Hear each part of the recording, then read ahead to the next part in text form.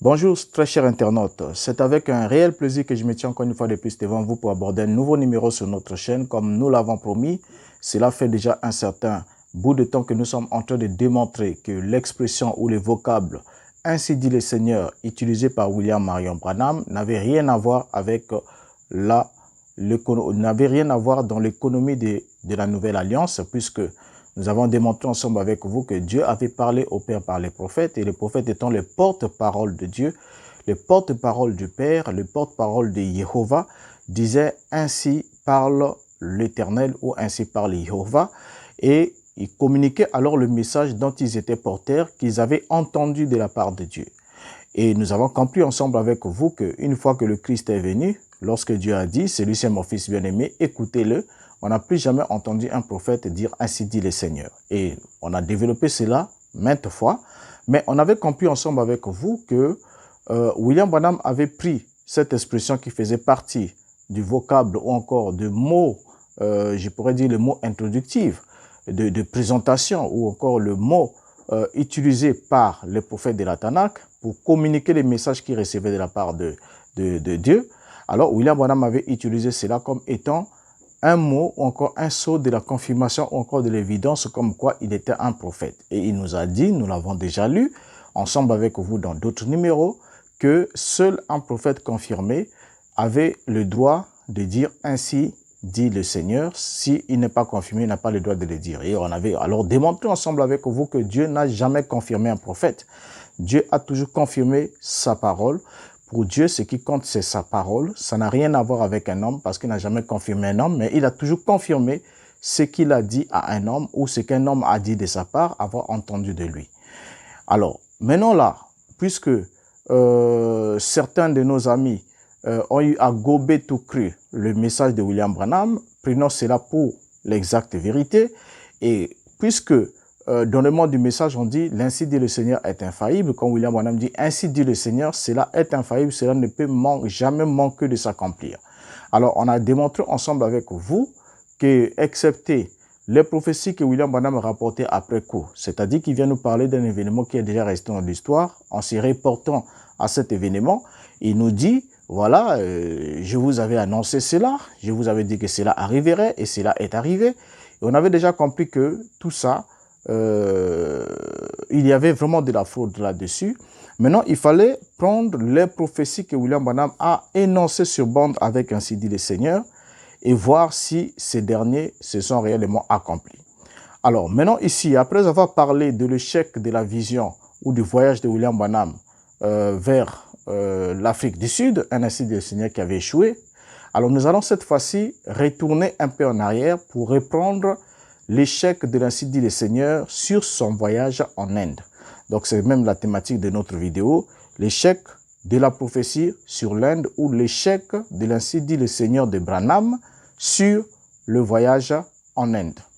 Alors, c'est à plusieurs reprises que dès l'aube des années 1950 que William Branham affirmait avoir reçu une vision prophétique dans laquelle le Seigneur lui recommandait d'aller en Inde où il y aurait une grande réunion et cette réunion rassemblerait évidemment 300 000 personnes ou encore 300 000 convertis qui viendront à Christ lors d'une seule réunion. C'est ce que William Branham a clamé très haut et très fort dès le début des années 50. Alors, c'est avec Ainsi dit le Seigneur que Branham a évoqué que son voyage en Inde aura 300 000 convertis et que ces 300 000 convertis seront le fruit d'un seul appel à l'autel durant cet unique voyage. C'était un Ainsi dit le Seigneur.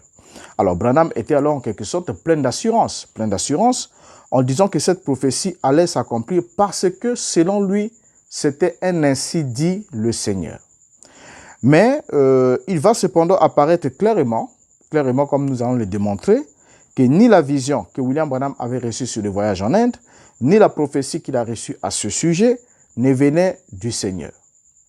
Je pèse bien mes mots, ni la vision, ni la prophétie qu'il a dit avoir reçue de la part du Seigneur concernant le voyage en Inde ne venait pas du Seigneur. Pourquoi cela ne venait pas du Seigneur? Puisque elles ne se sont jamais réalisées au point où William Branham était même contraint lui-même de reconnaître l'échec de cette prophétie ou l'échec de cette vision ou le chèque de ce voyage.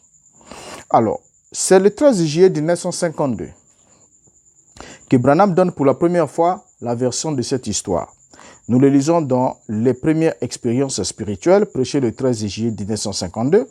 Pourquoi est-ce que nous voulons parler de ce point? C'est pour démontrer ensemble avec vous, pour ceux qui ne le savent pas encore. Parce que certains disent, quand William Branham dit « ainsi dit le Seigneur », c'est que cela va être infaillible. Donc, en d'autres termes, c'est le Seigneur qui lui a dit de dire. OK? Or, nous savons que nous servons un Dieu qui est infaillible, un Dieu omniscient, un Dieu tout-puissant, qui est capable de dire et de faire. Donc, ce qu'il dit, il le fait. Donc, pour Dieu, entre la parole et l'action, il n'y a pas de différence. Ce qu'il dit, c'est exactement ce qu'il fait. Quand c'est réellement lui qui le dit.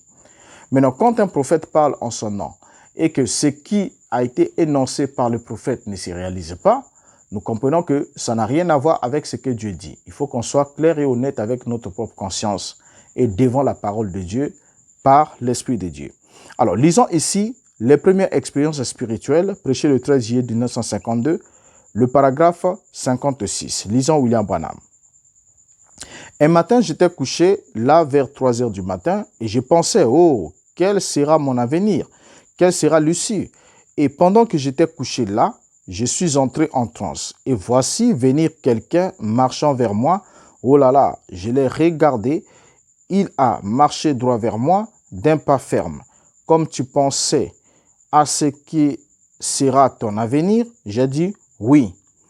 Il a saisi un papier, c'était comme ça. Il a plié comme un papier duplicateur, comme ça. Il a déployé comme ceci. Il s'est tenu à côté de moi, comme ça. Il l'a fait tournoyer, comme ça.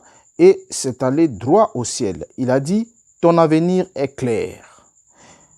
Paragraphe 57. Quand j'en suis sorti, j'ai dit, oh Dieu, je tenais tant à te parler. Il ne vient qu'une fois à la fois. J'ai dit, Seigneur, je tenais tant à te parler. Si ton serviteur a trouvé grâce à tes yeux, veux-tu revenir, glorieux Saint-Esprit, vers moi une fois de plus? Et alors, j'ai senti cela venir. Et quand je suis allé cette fois-ci, je l'ai vu venir vers moi. Il a dit, tu as peur de cet ami Biaz? J'ai dit, oui. Cela va-t-il jamais me quitter et ne plus me déranger? Il a dit, plus jamais. C'était réglé. Paragraphe 57. Et puis juste devant moi, les rues étaient bloquées comme cela. Alors, des gens qui se tenaient là, les mains levées louant Dieu, puis il m'a fait tourner vers l'est. J'ai regardé dans cette direction-là et j'ai vu des gens qui se tenaient là avec des pagnes. On dirait en pagne comme les Indiens en portent. Il y en avait des milliers. Ils avaient des mains levées louant simplement Dieu, criant et louant Dieu. Et je n'arrivais même pas à voir là où ils s'arrêtaient. Et juste à ce moment-là, un grand ange est descendu des cieux. Il s'est tenu au-dessus de moi, ici, dans une grande lumière. Et cette lumière-là, comme celle qui est au bout de l'une de celles-ci, ici, des lampes qui s'allument devant une grande locomotive et se mettent à éclairer. Et sur le fond de la colline, c'était sombre et il y avait là des gens pratiquement sur des kilomètres. Paragraphe 59. Ensuite, il m'a encore une fois de plus retourné et la grande lumière a commencé à éclairer là loin sur les collines, faisant voir. Alors l'ange s'est approché et je l'ai entendu crier d'une voix qui m'a tiré de la vision. Il a dit, il y aura 300 000 d'entre eux dans cette réunion-là. Ainsi dit le Seigneur, note-les dans ton livre. J'en suis sorti. Paragraphe 61. Nous sommes allés prendre le petit déjeuner et voici ma belle-mère venir, une chrétienne très fervente. Elle a dit, qu'est-il arrivé ici ce matin? Elle a dit, je me suis réveillée et j'allais faire la vaisselle et, a-t-elle dit, une voix m'a parlé disant, va chez Billy tout de suite. Et j'ai dit, Sœur Brown, l'ange du Seigneur m'est apparu et m'a dit, oublie les amibes, tout va s'arranger. Et je vais tenir une réunion qui recevra 300 000 personnes. Et Dieu, ai-je dit, mon ministère ne fait que commencer. Bien. On vient de lire ici William Branham. C'est un long texte que nous avons lu ensemble avec vous. Nous remarquons d'abord certains éléments dans ce texte que nous aimerons peut-être pas épingler pour ne pas perdre assez de temps parce que nous avons un objectif avec cette vidéo. L'objectif ici, c'est de démontrer le chèque d'un ainsi dit le Seigneur prononcé par William Branham, et nous ne sommes pas de ceux qui font des affirmations gratuites au sujet de William Branham, mais nous déclarons et nous démontrons en apportant des arguments pour que cela puisse aider quelqu'un à comprendre qu'exactement ce qui tenait pour l'exacte vérité, ou pour ainsi dire le Seigneur, n'était pas réellement cela. Parce qu'on peut demeurer dans le mensonge aussi longtemps qu'on n'a pas la connaissance de la vérité, mais une fois qu'on parvient à connaître la vérité, alors le rideau du mensonge tombe. Alors maintenant ici, qu'est-ce qu'on constate ensemble avec vous? William Branham, au paragraphe 56 de cette brochure que nous venons de lire, vient de nous montrer qu'il était en train de s'interroger au sujet de son avenir. Et pendant qu'il s'interrogeait, il était couché là. Ensuite, il est entré en transe et il nous a dit que voici quelqu'un est venu marchant vers lui. Et quand ce quelqu'un est venu marchant vers lui, il marchait d'un pas très ferme. Et lorsqu'il est arrivé, il a pris un papier, il a commencé à plier d'une certaine manière, déplier, ainsi de suite. Et après, il a lancé cela vers le ciel, il a fait tourner cela droit vers le ciel. Et il a dit à William Branham, ton avenir est clair. Un peu comme, vous savez, un peu pour ceux qui ont déjà eu à consulter, par exemple, les marabouts ou encore certains féticheurs, tout ça là, ils prenaient au village, souvent ça se faisait. Et quand on était tout enfant, on en a appris, même jusqu'aujourd'hui, il y a des gens qui y vont, qui s'y connaissent, qui peuvent s'y reconnaître, où on prenait quelques fétiches et tout ça là, on agitait et puis on balançait. Ensuite, on vous disait, voilà, votre chemin est clair, l'avenir est clair, ainsi de suite. Donc, un peu en sorte comme, quelque chose comme des dizaines de bonnes aventures. Mais ici, William Branham nous parle d'un ange et que l'ange aurait pris ses papiers, il a plié d'une certaine manière et quand il a tourné et cela est allé droit vers le ciel, il a dit à William Branham, ton avenir est clair. Alors, William Branham dit que quand il est sorti de ces transes-là, alors il a dit, oh Dieu, je tenais tant à te parler. Donc, pour lui, c'est quelqu'un qui était venu, cet ange qui a balancé les papiers, tout ça là, c'était Dieu. Ça, c'est d'abord ce qui nous fait souligner. Il dit, oh Dieu, je tenais tant à te parler, et il nous souligne qu'il ne vient qu'une fois à la fois. J'ai dit, Seigneur, je tenais tant à te parler, et si ton serviteur a trouvé grâce à tes yeux, veux-tu revenir, glorieux Saint-Esprit, vers moi une fois de plus? Donc, du coup, ce personnage-là, qu'il a dit d'abord être un ange, c'est celui qu'il appelle son Dieu, et c'est en même temps celui dont il dit être le serviteur. Donc, il dit, si j'ai trouvé grâce à tes yeux, si ton serviteur a trouvé grâce à tes yeux, veux-tu revenir, glorieux Saint-Esprit? Donc, ce n'est plus un ange, ça devient maintenant le Saint-Esprit. Donc, déjà là, il y a déjà quelque chose. Vous allez comprendre ensemble avec moi pendant que nous évoluons. Donc, c'est un ange qui vient. Et quand William Branham s'adresse à cet ange-là devient son Dieu. Et après, lui devient le serviteur de cet ange-là, et cet ange-là devient son Seigneur, et en même temps, cet ange-là devient le Saint-Esprit. Or, vous savez très bien, vous et moi, nous le savons, on n'a pas besoin de le démontrer encore une fois de plus, que le Saint-Esprit est différent des anges. Il est différent des anges. Et ça, nous le savons très bien. Même William Branham ne nous contredirait pas. Dans d'autres numéros, on pourra le démontrer comment. Il a démontré que lorsqu'il y avait un conflit avec un prédicateur, le prédicateur lui a dit que quand les anges accompagnaient les croyants ou l'Église ou les croyants avant la venue du Saint-Esprit, mais une fois que le Saint-Esprit, qui est le guide intérieur, est arrivé, Dieu n'envoie plus des anges. Voilà. Et Branham avait contredit cela en disant qu'effectivement, l'ange et le Saint-Esprit étaient différents, mais Paul avait bien le Saint-Esprit, mais l'ange du Seigneur dont il était le serviteur l'avait apparu et pour lui rassurer que le naufrage n'était pas mortel, ainsi de suite. Donc, vous comprenez ensemble avec moi qu'il y a une distinction entre l'ange et le Saint-Esprit. Bon, continuons ici. Là n'est pas notre point. Alors, maintenant, ce qui nous intéresse dans cette première déclaration de William Branham, c'est quoi? C'est le fait qu'il lui a été annoncé qu'il y aura 300 000 convertis lors de la réunion qu'il va tenir en Inde. Ça, c'est ce qu'il nous dit. Et il affirme que cela va en quelque sorte démarrer son ministère. Là, nous sommes dans les années 50. Alors, cette déclaration initiale de William Branham a été suivie de beaucoup d'autres affirmations au sujet de cette prophétie au fil du temps. Et c'est ce que nous allons dérouler pendant que nous avançons progressivement.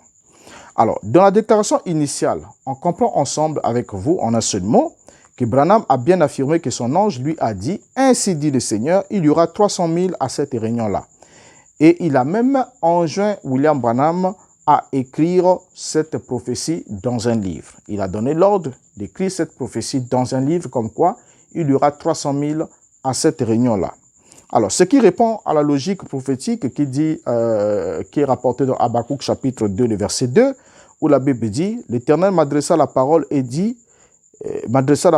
il dit, écris la prophétie, grave-la sur des tables afin qu'on la lise couramment. » Alors, continuons maintenant avec William Branham, puisque nous avons déjà lu ensemble avec vous longuement la déclaration à la base de cette prophétie, comment il nous a rapporté cette vision, cette prophétie, c'est ainsi dit le Seigneur, sur la réunion en Inde qui va rassembler 300 000 personnes. Alors, dans Dieu rend témoignage à ses dons, prêché le 13 juillet 1952, le paragraphe 8, William Branham va nous ajouter ce qui suit. Je vous ai raconté la vision cet après-midi, il y aura une réunion que je tiendrai quelque part. Et je crois que c'est en Inde, près de Bombay. Là où il y aura 300 000 personnes et j'ignore le nombre de convertis qu'il y aura dans cette réunion. Probablement que cela pourra s'élever à 150, 200 000 personnes qui seront converties. Bien, on avance avec William Branham, tout doucement. Branham vient ici d'ajouter un élément important. Il vient de souligner qu'il y aura 300 000 personnes à cette réunion-là. Et il vient aussi de pronostiquer le nombre de convertis en commençant par 150 000 ou 200 000 convertis à cette réunion. Donc, en d'autres termes, il y aura 300 000 personnes qui seront réunies. Et dans les 300 000, il y aura 200 000 qui vont être convertis. Alors, Branham continue d'affirmer avec force et conviction que sa vision devrait s'accomplir en Inde. Il est bien précis que sa vision devait s'accomplir en Inde. Il nous dit dans La foi dans le Fils de Dieu, prêché le 15 juillet 1952, le paragraphe 2, ce qui suit. J'avais une série de réunions que je vais tenir. Je sais où se tiendra cette réunion. Cette réunion se tiendra dans l'une en Afrique du Sud, l'autre se tiendra en Inde. Et ce sera une merveilleuse série de réunions. Ça sera là où Dieu va se révéler à 300 000 personnes. Donc voilà, il vient ici de localiser. Hein, vous voyez, donc là nous sommes le 15 juillet 52, on le suit progressivement. Il vient ici de nous localiser le lieu où Dieu va se révéler à 300 000 personnes et ça sera en Inde. Donc pour leur salut. Alors, le 16 juillet, donc là nous avons lu le 15 juillet 52 et le 16 juillet 52, donc un jour plus tard, William Branham ajoute ce qui suit dans « Tu connais toutes choses », prêché le 16 juillet 52, le paragraphe 4. Il dit ce qui suit. « Frère Baxter m'a apporté $10 cet après-midi. Il a dit que quelqu'un lui a dit cela, qu'il a dit « Amenez cela à Frère Branham ». Et j'ai mis cela dans l'offrande missionnaire, mais disons que c'était destiné à cela. Et vous avez une part dans cette grande vision qui, je suis sûr, doit s'accomplir. Donc là, William Branham félicite ceux qui faisaient des offrandes parce qu'il y avait des offrandes missionnaires qui se faisaient. Donc les gens, après que William Branham ait rapporté une vision qu'il aurait reçue de la part du Seigneur pour la conversion de 300 000 personnes, donc c'est quand même une œuvre colossale, alors il fallait rassembler les fonds nécessaires parce qu'il faut encadrer ces gens-là, il faut encadrer cette réunion, il faut organiser ces voyages, ainsi de suite. Donc, il fallait effectivement organiser des collectes. Et c'est ce que William Branham faisait avec son équipe, avec les hommes d'affaires de plein évangile et tout. Donc, il y avait un grand investissement qui se faisait et il fallait à tout prix dépenser cet argent-là dans l'objectif. Et il va même nous le dire un peu plus loin, nous allons le découvrir. Alors maintenant, ici, William Branham dit que vous avez une part dans cette grande vision que je suis sûr doit s'accomplir. Donc, c'est un impératif qu'il souligne, la vision doit comment s'accomplir. Alors, dans Tu connais toutes choses, prêché le 16 juillet 52, il continue, il dit au paragraphe 8 ce qui suit. Eh bien, j'avais vu une vision, j'avais vu des gens, cela me semblait être des Indiens. J'ignore qui ils étaient, mais ils étaient enveloppés des ayants. Ils louaient Dieu et c'était sur une sorte de terrain, il y avait une si grande foule que cela s'étendait jusque-là au fond et une lumière est descendue du ciel, une lumière qui oscillait et qui balayait l'endroit en faisant voir les gens. Et l'ange du Seigneur a indiqué leur nombre et j'ai entendu ce nombre 300 000. Ce sera 6 fois la taille de la réunion de Durban où nous avons eu 30 000 convertis ce jour-là. Je crois en Dieu, il y aura 300 000 personnes qui seront gagnées à Christ ce jour-là, mais cela viendra, cela doit arriver. Je ne sais où, je ne sais quand, mais je sais que cela arrivera. Donc voilà, William Branham qui continue à développer cette vision. Vous voyez, donc il part d'un reçu initial d'un rassemblement de 300 000 personnes avec une probabilité de 200 000 convertis. Et voilà là qu'il avance et précise que ça va se passer en Inde, tout en soulignant qu'il ne savait pas où, quand, et tout ça là, il ne connaissait pas ces gens. Donc, à un moment, il connaît où est-ce qu'il va avoir cette réunion. À un certain moment, il ne sait plus. Mais il souligne quand même qu'il y aura, il dit, je crois en Dieu, il y aura 300 000 personnes qui seront gagnées à Christ ce jour-là. Donc, si à l'initial, il y aura 300 000 personnes qui seront converties, et au finish, on a 300 000 personnes qui sont gagnées à Christ ce même jour.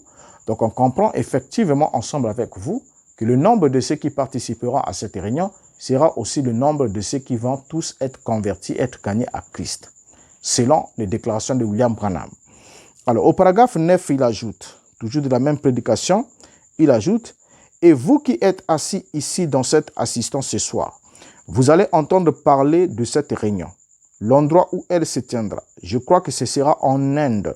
Cela me semble être des Indiens. Je pouvais les voir et j'étais à la réunion de Durban. J'ai vu cela entrer dans l'histoire et devenir bleu. J'ai regardé devant moi, il y avait encore beaucoup de gens, des milliers de gens. C'était une foule plus nombreuse que la première foule qui était là. Je crois que je serai encore à Durban, mais ensuite, il s'est tourné à gauche et j'ai regardé. Il y avait tant de gens et c'était une foule innombrable. Maintenant, souvenez-vous, gardez cela à l'esprit, notez cela sur un bout de papier, mettez cela dans votre Bible, écrivez cela quelque part sur la feuille de garde. Vous allez apprendre par le magazine. Frère Branham a tenu une réunion quelque part en Orient ou en Inde, je crois, ou en Afrique quelque part, et 300 000 personnes ont assisté à cette réunion. Bien. Donc là, William Branham est en train de river les clous sur sa vision. Il nous montre que à la fin de ce voyage, au retour de ce voyage, on apprendra par des journaux ou des magazines que Frère Branham a tenu une réunion en Inde ou en Afrique ou quelque part et qu'il y a eu 300 000 convertis. Donc les journaux vont le dire. Et il a bien souligné qu'on doit noter cette vision, on doit garder ça dans notre esprit, on doit le noter sur un bout de papier, on doit l'écrire sur notre page de garde de la Bible, on doit l'écrire quelque part et ensuite il nous rassure que nous allons apprendre par les magazines que William Branham a tenu une réunion quelque part en Orient ou encore en Inde ou en Afrique ou quelque part et que cette réunion s'est soldée par la conversion de 300 ou encore 300 000 personnes ont assisté à cette réunion. Alors, la vision initiale disait que 300 000 personnes vont assister à cette réunion et maintenant, William Branham, pendant qu'il développe cette vision initiale, il passe de 300 000 qui vont assister à la réunion à 300 000 qui vont être convertis. Donc, le nombre d'assistants sera égal au nombre de convertis selon lui. OK? Nous sommes avec William Branham. Alors, 300 000 était-il le nombre de convertis ou le nombre de ceux qui assisteront à cette réunion? C'est la première question que nous devons nous poser à nos amis croyants du message qui disent connaître le message, qui disent soutenir et défendre le message, qui nous disent déjà, pendant qu'on avance, est-ce que 300 000 personnes concernant cette vision-là était le nombre de ceux qui assisteront à la réunion ou le nombre de ceux qui seront convertis? Donc, si ce sera le nombre de ceux qui seront convertis, alors le nombre d'assistants égale au nombre de convertis. Ça veut dire que tous ceux qui assisteront à cette réunion seront convertis à Christ selon cette vision. Alors, 300 000 personnes assisteront à cette réunion et 300 000 personnes seront gagnées à Christ. OK? Là, c'est ce que nous retenons pendant qu'on avance avec William Branham. Alors, le 18 juillet 1952, Branham va donner alors un crédit absolu à la parole de son ange puisque C'est son ange qui lui a donné cette communication. C'est son ange qui a dit d'une voix forte qu'il a même sorti de la vision. Il y en aura 300 000 et ainsi dit le Seigneur, écris-le. Il y aura 300 000 qui seront rassemblés à cette réunion-là. Alors, le 18 juillet 1952, William Branham affirme dans la prédication « Pour lui, j'accepterai », il dit ce qui suit, lisons. « Et l'ange de Dieu dont je parle ne se tient pas à 1 mètre de moi maintenant. Maintenant, c'est vrai, je ne pourrais sûrement rien vous dire de faux. Certes, Dieu vous a prouvé que mes paroles sont la vérité. Pas parce que je l'ai dit, mais parce qu'elles sont vraies. Voyez-vous, il est proche et en ce moment, maintenant, il est le messager de Dieu. Je ne suis que son porte-parole. Je ne dis que ce qu'il me dit. » Alors, William Branham va alors continuer, puisqu'il ne dit que ce que l'ange lui dit. Le 20 juillet 1952, il va continuer en disant, donc, qui a cru ce qui était annoncé, paragraphe 3, il dit ce qui suit. Et aussitôt que notre Seigneur m'aura indiqué l'heure, le moment du départ, j'irai en Afrique et de là en Inde, où j'accomplirai une vision que le Seigneur m'avait donnée au sujet de 300 000 personnes. Et n'oubliez pas, gardez cela à l'esprit et vous verrez cela apparaître à divers endroits. Et maintenant, rappelez-vous, c'est la vérité. Dieu l'a dit et il en sera ainsi. Voilà, donc c'est la déclaration de William Branham. Dieu l'a dit et il en sera ainsi. D'accord? Alors, le 26 juillet 1952, donc 6 jours plus tard, il va ajouter ce qui suit dans la foi, donc un rapport sur le voyage en Afrique. Lorsqu'il est rentré de son voyage en Afrique, il va dire ce qui suit dans le paragraphe 47. Il dit... Cela est revenu, j'ai senti cela entrer dans la chambre de nouveau, faisant « oui, oui ». Et il m'a dit dans l'esprit, il m'a placé au milieu du champ de course, en plein à Durban, là où je me tenais. J'ai vu la réunion de Durban se dérouler et disparaître petit à petit dans le passé. À ma droite, du point de vue géographique, je regardais le sud, juste comme j'étais à Durban. Et cela semblait disparaître vers l'ouest. Ça disparaissait, ça devenait bleu, ce groupe de gens, et juste en face de moi, dérangé comme cela, comme c'était réparti, mais cela ressemblait aux rues et il y avait de grandes foules de gens. Et alors, il est arrivé et il a tourné ma tête comme ceci, de nouveau vers l'est, vers l'Inde. Et il y avait des dizaines de milliers en frusques, des hommes en teint sombre. Ils avaient des mains en l'air. Ils louaient Dieu. Ils sautillaient, criaient et louaient Dieu. Des milliers parmi eux recevaient Christ. Alors j'ai dit, c'est merveilleux. Voilà, là nous sommes le 26. Et au paragraphe 49, William Branham ajoute, je suis revenu à moi-même, j'ai entendu son ombre, souvenez-vous-en. Je vais tenir une réunion quelque part à l'est de Durban. Je pense que c'est en Inde où il y aura 300 000 personnes. Ça, c'est avant que cela ait lieu, afin que vous le sachiez. Donc, William Branham se tape la poitrine et dit qu'il annonce avant que cela puisse avoir lieu, afin que l'on le sache. OK?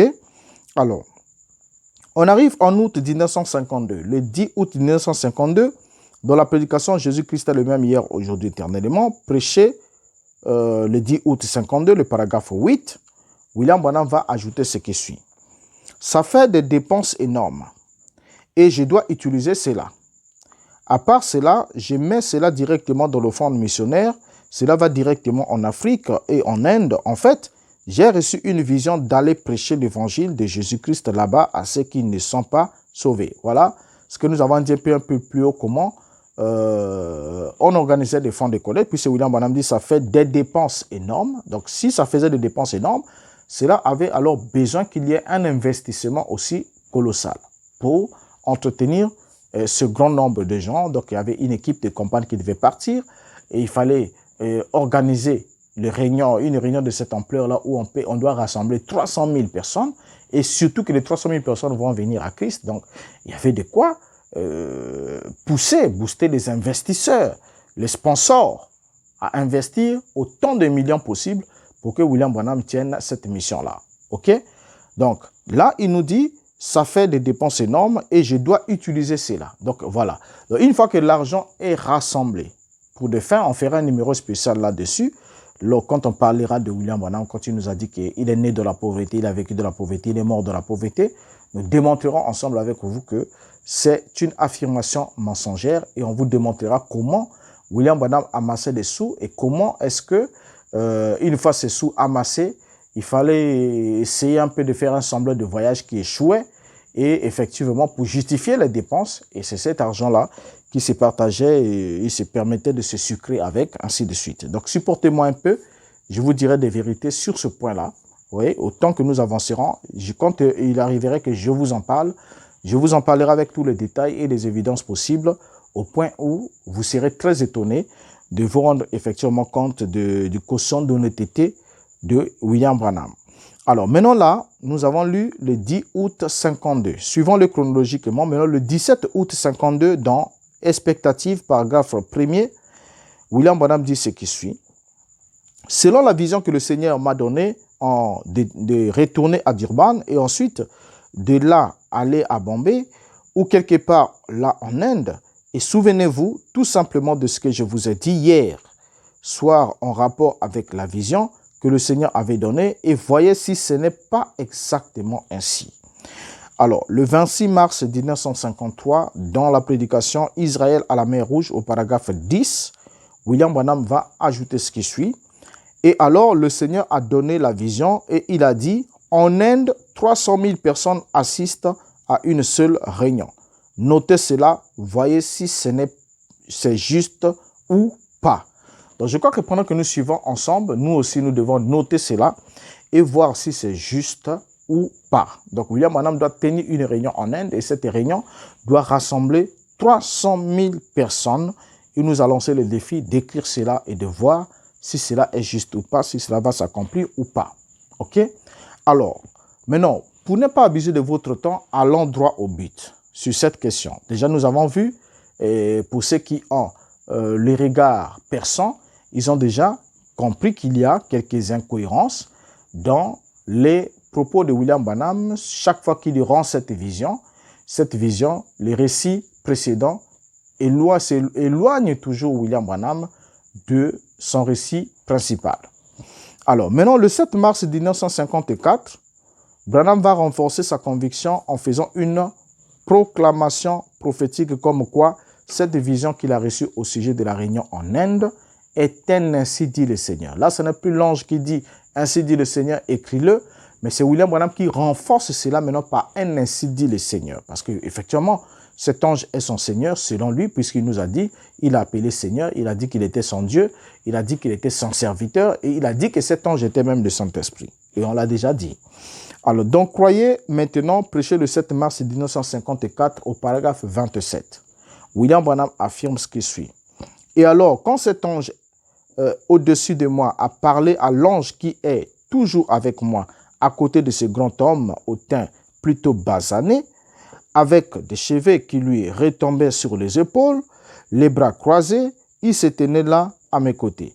Je l'ai entendu dire à celui qui se tenait à côté de moi, d'une voix si forte que cela m'a fait sortir de la vision. Il a dit, il y aura 300 000 à cette réunion. Notez-le, car c'est ainsi dit le Seigneur, sa parole s'accomplit. Au paragraphe 28, il ajoute, quand l'archevêque de l'Inde est venu chez moi récemment et qu'il a reçu le baptême du Saint-Esprit, l'archevêque parlait, il a dit, frère Branham, à voir comment on vous attend là, cela veut dire les convertis. Il a dit, je vous assure, il y en aura partout un demi-million de gens dans votre assemblée. Il a dit, toute l'Inde attend. Et avec cette vision, pour confirmer cela, observez ce que notre Seigneur fera. Voyez, je m'attends à un demi-million de convertis dans mon voyage. Nous allons en Afrique, en Inde, en Palestine, au Luxembourg, à Francfort. Puis nous retournons à Londres et enfin nous retournons chez nous. Et puis nous irons là au sud, en Australie, en Nouvelle-Zélande. Et puis là-bas, eh bien, peut-être il se peut que j'ai l'occasion de vous voir après mon retour outre-mer. Bien, qu'est-ce qu'on retient ici pendant que William Branham développe sa pensée, cette vision? Dans la vision initiale, il y avait un seul ange dans la vision initiale de Branham, sur cette affaire, il y avait un seul ange, ok? Mais dans ce rendu-ci, donc un rendu antérieur, qu'est-ce que William Branham nous fait remarquer? Il nous fait remarquer qu'il y avait des anges, donc un ange se tenait à côté de Branham et un autre était descendu, et ce n'est pas à Branham que l'ange s'adressait, disait qu'il y aura 300 000, mais c'est plutôt l'ange qui est descendu, cet autre ange qui descend dans la lumière, qui s'adresse à l'autre ange qui était à côté de William Branham pour dire il y aura 300 000 personnes qui vont assister à cette réunion-là. Alors, William Branham va alors passer de 300 000 personnes à un demi-million, soit 500 000 personnes de convertis. Parce qu'il a dit, il y aura un demi-million. Il dit, je m'attends à un demi-million de convertis dans mon voyage. Pourquoi est-ce qu'il dit qu'il s'attend à un demi-million de convertis? Parce que cet archevêque indien lui avait dit, je vous assure, il y en aura partout un demi-million de gens dans votre assemblée. Il dit, puisque toute l'Inde vous attend, donc si vous venez là-bas, il y en aura partout un demi-million, donc 500 000 personnes dans votre assemblée. Donc William Branham a vu que voilà, ça c'est une aubaine. Et comme c'est dit par l'archevêque de l'Inde et tout ça là, et du coup, William Branham modifie le nombre de personnes qu'il doit attendre lors de sa conversion. Donc il y aura une réunion qui va rassembler 300 000 personnes selon la vision initiale. Et voilà que William Branham s'attend à ce que cette réunion qui va rassembler 300 000 personnes lui fournisse 500 000 convertis. Donc 500 000 qui seront gagnés, donc un demi-million. C'est pas moi qui l'ai dit. Il le dit, je m'attends à un demi-million de convertis dans mon voyage. Donc le voyage qu'il va faire vers l'Inde. Alors, on continue avec lui le 15 mai 1954 au paragraphe 140. Branham va dire ceci dans questions et réponses. Notez bien ce que je vous dis. Inscrivez-le dans les pages de votre Bible, car c'est ainsi dit le Seigneur. Souvenez-vous, quand nous mettrons les pieds en Inde, vous entendrez parler des dizaines de milliers de personnes qui recevront le salut. Le Saint-Esprit l'a dit, je l'ai inscrit ici dans ma Bible, cela a été inscrit dans des dizaines de milliers de Bibles ici, comme la résurrection du petit garçon, par suite d'une vision où il a déclaré, il y aura 300 000 personnes présentes. Vous verrez si ce n'est pas exact. Voilà de quelle manière l'évangile sera prêché du jour au lendemain. Il se répandra avec force comme ça, de lieu en lieu. Voilà. Donc ici, William Branham vient accentuer la question en soulignant avec un ainsi dit le Seigneur. Il dit, le Saint-Esprit l'a dit. N'est-ce pas? Le Saint-Esprit l'a dit. Bien. Quand on arrive en 1954, William Branham a prophétisé que sa prochaine tournée missionnaire en Inde entraînerait un succès si écrasant que les gens aux États-Unis entendraient parler de dizaines de milliers de fois ou encore de dizaines de milliers de personnes qui seraient sauvées. Ok, on vient de le lire. Selon Branham, c'était un ainsi dit le Seigneur. C'était un ainsi dit le Seigneur, on vient de le lire à maintes reprises. Et il a écrit même sur la page de garde de sa Bible. Alors, en prévoyant que ce serait un succès total, un succès si écrasant que même le réveil de Branham serait le réveil qui serait en quelque sorte le fer de lance du mouvement de réveil qui va secouer par-ci par-là, partant de ces 300 000 convertis. Alors, seulement, cette prophétie ne s'est jamais réalisée et des dizaines de millions de personnes n'ont pas été converties, des dizaines de milliers de personnes n'ont pas été converties selon la version du christianisme de William Branham, comme son Seigneur le lui avait montré. Ça, c'est regrettable de le dire, mais laissez-moi vous l'affirmer et vous démontrer avec les propres paroles de William Branham que cette vision qu'il attendait de son voyage en Inde pour la conversion de 300 000 personnes ne s'est jamais réalisée. C'est l'une des multiples fois où William Branham a prétendu parler avec ainsi dit le Seigneur et que cela s'est soldé par un échec total. Ce n'est pas l'unique fois, mais c'est l'une des fois où William Branham a parlé avec ainsi dit le Seigneur et cela s'est soldé avec un échec total. Or, nous savons tous que l'ainsi dit le Seigneur est infaillible. Gardez ça dans votre esprit. Quand c'est le Seigneur qui parle, cela ne peut jamais faillir, cela ne va que s'accomplir. Même si le monde entier se ligue contre cela, Dieu est capable d'accomplir sa parole, même si l'humanité entière s'oppose. Ce qu'il a dit, il le fait exactement comme il a dit. Il n'échoue jamais. Alors, maintenant ici, bien que William Branham nous ait affirmé plusieurs fois que les ainsi dit le Seigneur prononcés par lui n'ont jamais échoué, mais c'est tout le contraire dans le ministère de William Branham, car aucun ainsi dit le Seigneur de William Branham énoncé avant de faire ce bande clairement a pu avoir un succès. Donc tous les ainsi dit le Seigneur de William Branham énoncés avant le fait ont toujours été des échecs. Peut-être parce que vous avez lu une fois, vous l'avez entendu, mais c'est juste parce que vous n'avez jamais fait l'examen, comme nous sommes en train d'examiner maintenant pour démontrer que cela était un échec total.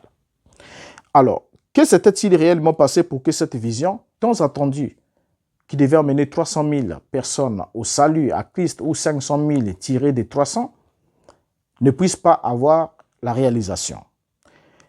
Son équipe, l'équipe de William Branham, l'avait abandonné. L'avait abandonné lorsqu'il s'engageait pour entreprendre le voyage sur l'Inde. Son équipe missionnaire l'avait abandonné. Pour quelle raison? À cause de ses faux enseignements.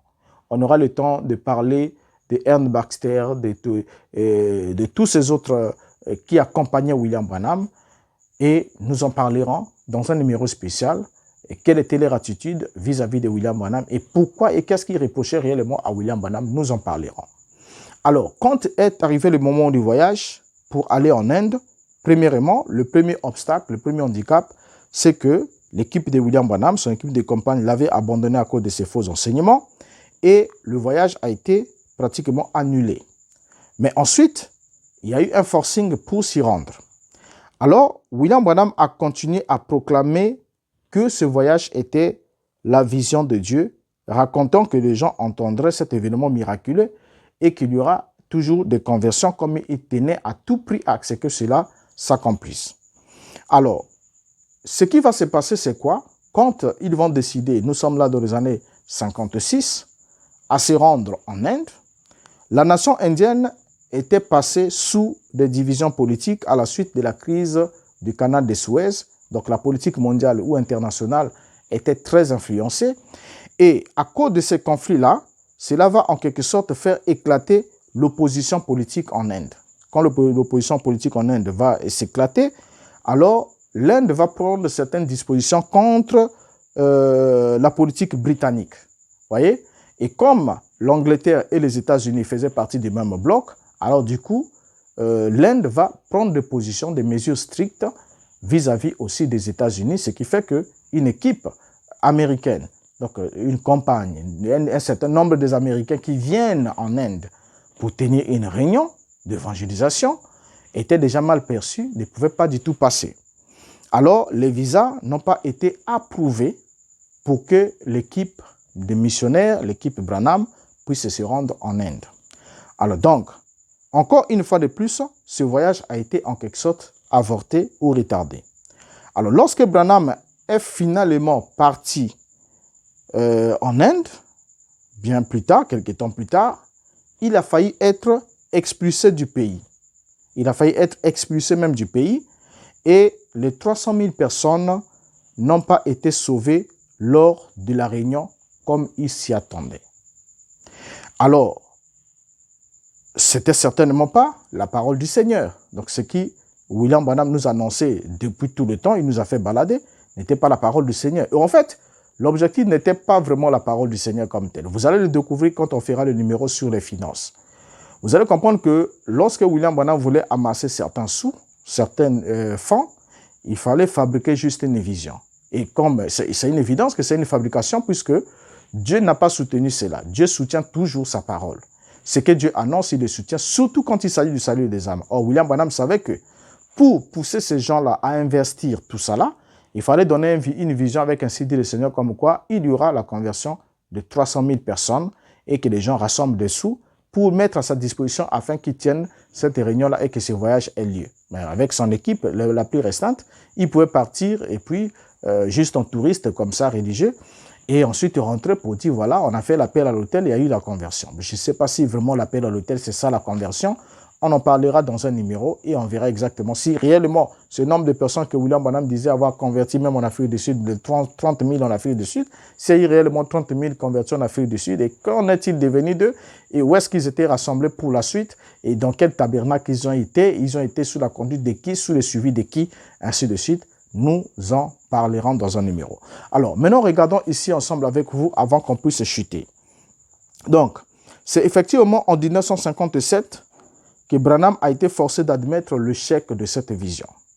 Donc, quand il échoue en 1956, alors, il va admettre l'échec de cette vision et il l'a fait lors d'un sermon intitulé « Le rapport du voyage en Inde ». Donc, Branham va prêcher le 26 janvier 1957. Nous sommes au début de l'année 57. Il va donner le rapport, puisqu'il y a eu de l'argent qui a été investi. Branham a entassé des millions qu'il n'a pas dépensé effectivement à ces fins-là.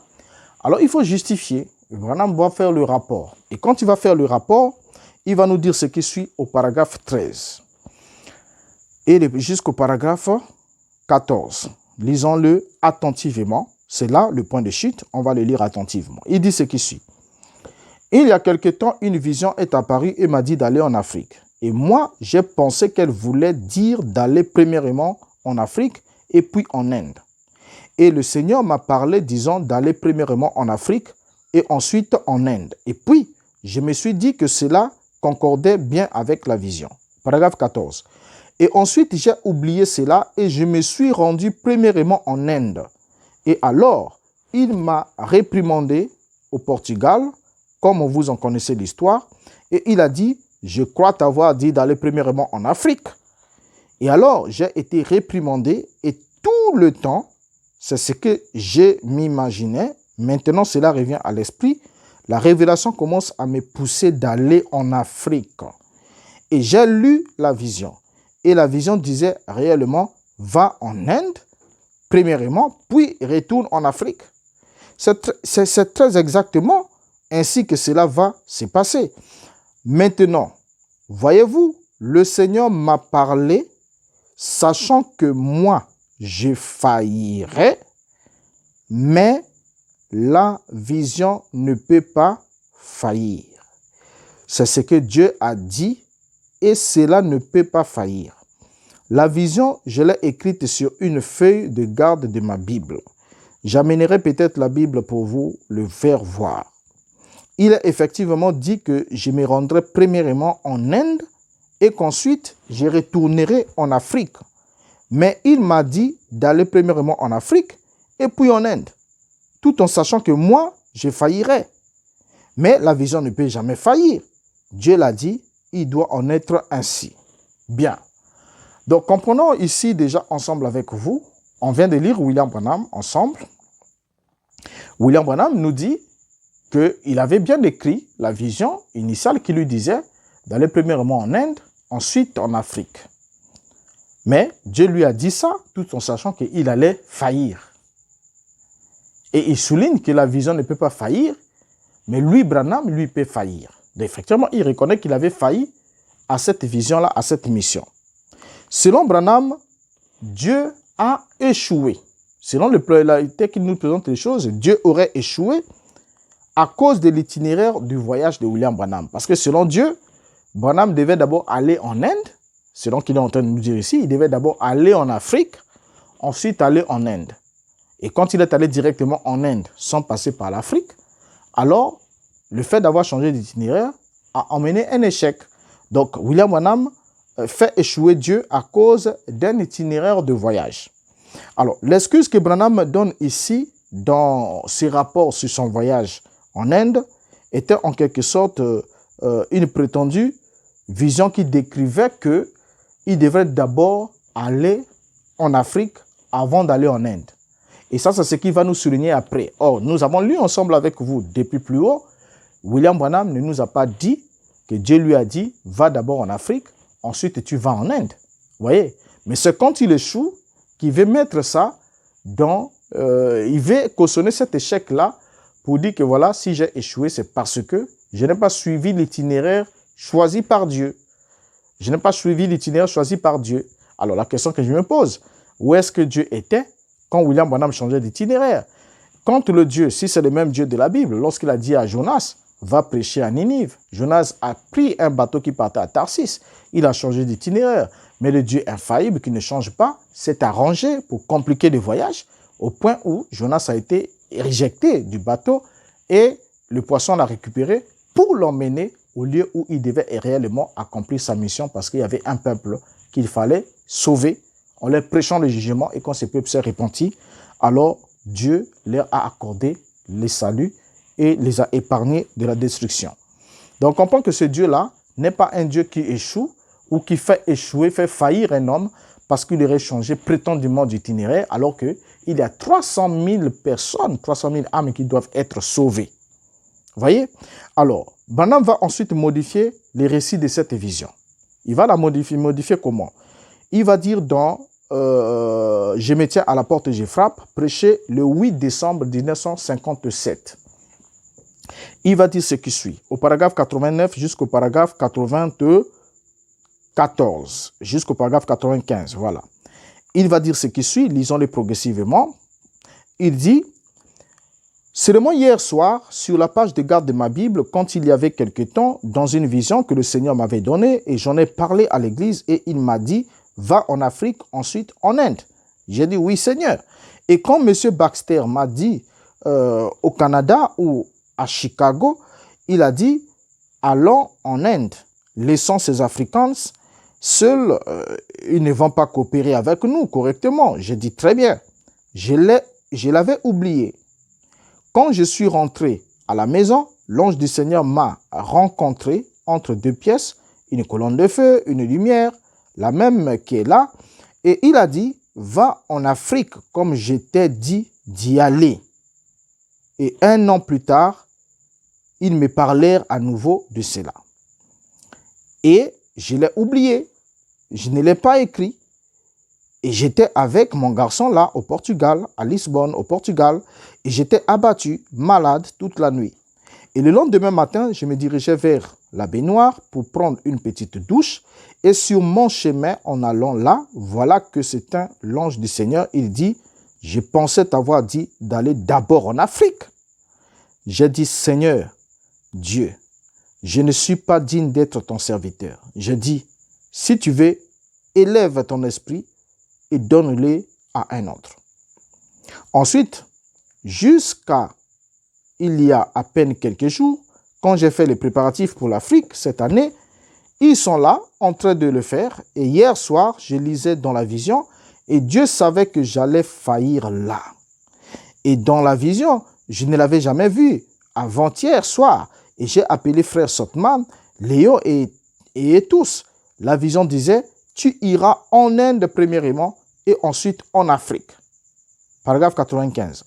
Voyez, je l'ai écrit moi-même. J'ai écrit la chose moi-même. J'ai sauté du lit où j'étais assis tôt un matin et je l'ai vu entrer dans la chambre. Et j'ai écrit juste exactement ce qu'il a dit, comme il me le disait là. Et je l'ai relu de nombreuses et nombreuses fois et je ne l'ai jamais remarqué.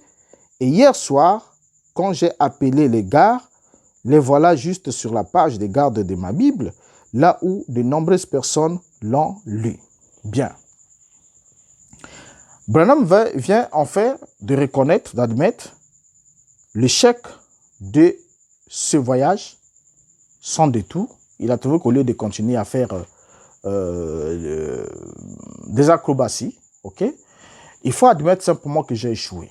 Pour régler ces problèmes-là, et ensuite, quand il a échoué, il fallait maintenant demander qu'on puisse programmer un voyage vers l'Afrique, dont nous avons déjà étudié la vision, l'échec aussi, le numéro qui précède celui-ci, parce qu'on avait commencé par l'Afrique. Et ici, maintenant, Branham demande qu'on prépare maintenant un voyage pour l'Afrique. On doit maintenant préparer un voyage pour l'Afrique et mobiliser cela là-bas. Et c'est là-bas aussi que Branham va s'attendre à ce que les 300 000 puissent alors se convertir là-bas. Et vous savez comment aussi cela avait complètement échoué aussi en Afrique, lamentablement, et que William Branham était rentré déçu sans avoir même la possibilité de tenir une réunion en Afrique du Sud. On en a parlé au numéro précédent et personne ne nous a apporté de contre-arguments.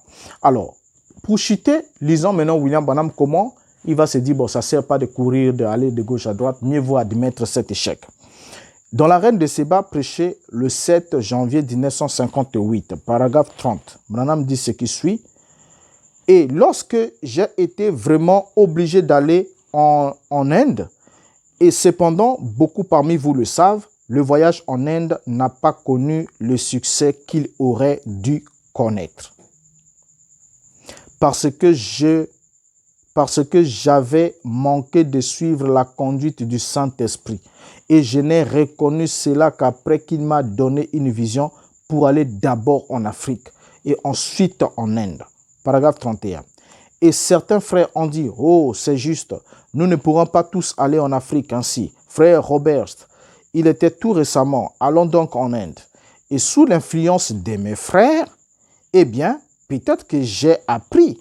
Mais peu importe qui vous influence, si Dieu vous a dit une chose, et maintenant jugez cela par la parole, voyez, par la parole et ensuite partez. » Alors, là, qu'est-ce qu'on comprend ensemble? On vient de lire William Branham.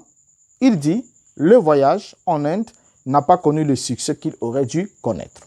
N'a pas connu le succès. Donc, c'était un voyage sans succès, un voyage qui a failli. Et Branham donne la raison, il dit quoi? Parce que j'avais manqué de suivre la conduite du Saint-Esprit. Voilà, mes chers frères. C'est sérieux, hein? Quand cela sort de la bouche d'un prophète, celui que vous prenez pour un prophète, qui quand même confesse qu'il a échoué dans une mission de cette envergure, parce qu'il n'a pas suivi la conduite du Saint-Esprit, et il a écouté la voix des hommes, alors qu'il est prétendument, il a été prétendument appelé par Dieu, mais il écoute les hommes, alors que son ange l'avait même rappelé, avant qu'il puisse s'engager en Inde, selon lui, ce qu'il nous rapporte ici, qu'il aurait dit de commencer en Afrique. Alors, en fait, une partie du blâme, William Branham va le transférer à Oral Roberts et son équipe de campagne, hein, qui s'est plutôt rendue en Inde d'abord, puis en Afrique, au lieu d'aller d'abord en Afrique et ensuite en Inde. Alors, cette excuse n'était pas nécessairement vraie. L'excuse que Branham donne ici n'était pas nécessairement vraie, en supposant que la prétendue vision s'est produite. Ok? Alors, selon Branham, il avait écrit la vision, et la vision avait ordonné à Branham de se rendre d'abord en Inde, puis en Afrique. Mais regardez alors avec quel courage Branham tente de justifier le chèque de la vision, et il met le chèque de cette vision sur l'influence des autres. Que c'est les autres. C'est les autres. Dieu m'a dit autre chose, mais les autres ont fait pression. Ils ont dit non, ça ne sert pas qu'on aille en Afrique parce qu'Oral Robert était déjà là-bas. Et là-bas aussi, on ne sera pas bien reçu, tout ça là. C'est mieux qu'on aille en Inde. Et William Branham va suivre. Alors, suivait-il, était-il conduit par le Saint-Esprit ou était-il conduit par les hommes? Mais pourtant, il avait affirmé ceci en 1952, lisons-le avant qu'on termine. Dans la première expérience spirituelle prêchée le 13 juillet 52, le paragraphe 59, il dit ce qui suit. Il affirme, « J'apprécie les fouets et la frappe que tu me donnes pour t'avoir désobéi, mais désormais, Seigneur, sachant cela, si jamais je me rappelle, je ne m'attacherai plus à un groupe de prédicateurs, d'organisateurs, ni aucun d'eux, mais je serai libre de faire ce que tu m'ordonnes, et j'irai exactement où tu me diras d'aller, et je ferai juste ce que tu me diras de faire le reste de ma vie. Et j'essaierai toujours de faire exactement ce que tu dis de faire. » Et à ce moment-là, il est encore revenu et j'ai vu ma Bible se lever de la table et s'ouvrir devant moi comme ceci. Ça s'est ouvert là où Paul était dans la tempête et il a dit, « Vous aurez dû m'écouter et ne pas quitter Crète. » Mais néanmoins, l'ange du Seigneur s'est tenu à côté de moi et ainsi de suite. Donc là, William Branham dit ça en 1952, avant même de s'engager pour son voyage en Inde, avant d'aller le voyage en Inde, c'est en 1956, le voyage échoué. Mais pourtant, il souligne bien ici, devant le Seigneur, après avoir reçu une frappe, qu'il ne va plus jamais les désobéir, il ne va plus s'attacher à un groupe de prédicateurs, il ne va plus s'attacher à un groupe d'organisateurs, il va aller là où Dieu lui demanderait d'aller. Mais chose curieuse, il va quand même aller en Inde, alors que Dieu lui aurait prétendument, ça il va nous le dire après, il aurait tracé l'itinéraire d'aller d'abord en Afrique, ensuite en Inde. Alors c'est après le chèque constaté que Branham va transférer la vision ratée de la conversion de 300 000 en Inde pour l'Afrique. Il va faire un transfert de vision. C'est dans Jésus-Christ est le même hier, aujourd'hui, éternellement, prêché le 23 mars 58, paragraphe 23, il dit « Et voici ce que j'aimerais juste déclarer. Beaucoup me connaissent et mes amis sont ici ce soir. Je venais de recevoir un télégramme ce matin de Durban, en Afrique du Sud. La vision des 300 000 personnes qui vont s'assembler très bientôt pour une réunion qui va incessamment avoir lieu. » Ok, donc on a maintenant une vision changée, une vision corrigée, une vision réorientée, puisque Dieu lui aurait parlé de 300 000 convertis en Inde. Et comme le voyage en Inde échoue, Branham retransfère ça maintenant pour l'Afrique, parce qu'il fallait à tout prix justifier la gestion des fonds. Le problème, c'est l'argent. Ce n'était pas le reste, ce n'était pas autre chose. Le problème, c'était l'argent. Il fallait justifier l'utilisation de cet argent ou les restituer ou bien faire je ne sais pas quoi, autre chose. Mais il fallait à tout prix organiser des dépenses, engager des dépenses pour qu'on garde le gros morceau. Alors, il va transférer cette vision maintenant pour l'Afrique. Alors, Branham va alors corriger son Dieu, quant au lieu de la réalisation de la vision. Son Dieu avait dit que cette vision va se réaliser en Inde. Et Branham, ayant échoué en Inde, va alors dire que cette vision va se réaliser en Afrique. Alors, après avoir constaté ces échecs et ces mensonges acrobatiques de Branham, continuerez-vous à lui faire confiance ou ferez-vous confiance au Dieu qui ne change pas, qui ne laisse jamais tomber sa parole? Alors, nous voyons le fruit des mensonges horribles de la part de Branham, qui sont faits au nom de Dieu. Et tous ces ainsi dit le Seigneur étaient des vaines prédictions et des visions mensongères. Et pour cela, on peut lire dans Jérémie chapitre 14, verset 14, vous connaissez dans le passage. Et l'Éternel me dit, c'est le mensonge que prophétisent en mon nom les prophètes. Je ne les ai point envoyés, je ne leur ai point donné d'ordre, je ne leur ai point parlé. Ce sont des visions mensongères, des vaines prédictions, des tromperies de leur cœur qu'ils vous prophétisent. Et malgré ça, William Branham, après avoir constaté son échec, il va alors continuer jusqu'à la fin de sa vie à soutenir très fort et mordicus que Dieu m'a toujours donné des visions et des ainsi dit le Seigneur. Chaque fois que je l'ai prononcé, cela n'a jamais failli et cela ne peut jamais faillir, alors qu'il avait déjà échoué lamentablement dans les deux ainsi dit le Seigneur sur le voyage en Inde, échec, sur le voyage en Afrique du Sud aussi, échec, comme nous l'avons déjà étudié dans le numéro précédent. Alors, tout ce que William Branham pouvait affirmer que personne ne peut me montrer une seule fois ou pointer, ça on va quand même les lire dans l'Esprit des vérités prêché le 18 janvier 63, paragraphe 18, il dit « Eh bien, je suis maintenant un vieil homme et jamais je n'ai une seule fois, je peux inviter le monde à se tenir tranquille et lui demander, pointer du doigt une seule chose qu'il m'ait donc dit, comme ainsi dit le Seigneur, au nom du Seigneur, et qui n'ait pas été absolument la vérité et la réalité, et qui ne se soit pas accompli sur des milliers et des milliers de choses. » Voilà. Donc là, on peut se poser la question, est-ce que Branham était-il réellement sérieux? Est-ce qu'il était vraiment sérieux? Est-ce que Branham était vraiment sérieux? Est-ce que c'est lui qui pouvait tenir ce genre de propos après les échecs que nous avons démontrés? Est-ce que Branham était réellement sérieux? Voyez? Et dans le messager du soir, il va nous souligner au paragraphe 90 jusqu'au paragraphe 92, il dit ce qui suit. Eh bien, en effet, c'est au prophète que vient toujours la parole, si c'est un véritable prophète de la parole. Dieu confirme sa parole par ses prophètes. Or, il y a eu beaucoup de faux prophètes, nous en avons eu dans tous les âges. Quand on rentre dans l'Ancien Testament, on en voit s'élever et parler au nom du Seigneur. Et ce n'était pas la vérité. Dieu n'avait rien à voir avec cela. Il ne confirme que sa parole, sa propre parole. Il ne dirige pas ses affaires comme cela. Voyez-vous? Paragraphe 92. Souvenez-vous-en. Simplement, Dieu ne confirme que sa parole et seul un vrai prophète est, et le seul moyen par lequel vous pouvez dire si c'est un vrai prophète ou pas, c'est par la parole. C'est de cette manière qu'il faut juger. Alors, lisons le dernier verset pour se séparer. J'ai vraiment abusé de votre temps, je m'en excuse. Jérémie chapitre 23, le verset 32 va nous dire ce qui suit. Voici, dit l'Éternel, j'en veux à ceux qui prophétisent des songes faux, qui les racontent et qui égarent mon peuple par leurs mensonges et par leur témérité. Je ne les ai point envoyés, je ne leur ai point donné d'ordre, et ils ne sont d'aucune utilité à ce peuple, dit l'Éternel. Donc vous comprenez ici ensemble avec moi que William Branham n'est d'aucune utilité pour le peuple de Dieu, je dis bien pour le peuple de Dieu, parce qu'il a enseigné des mensonges, il a énoncé des visions mensongères, il a donné des ainsi dit les seigneurs qui ont échoué, en l'occurrence le voyage en Inde, qui est un échec démontré. Alors, pourquoi s'accrocher à ce qui n'est pas une évidence biblique, une évidence divine, ce qui n'est pas confirmé par Dieu par l'accomplissement?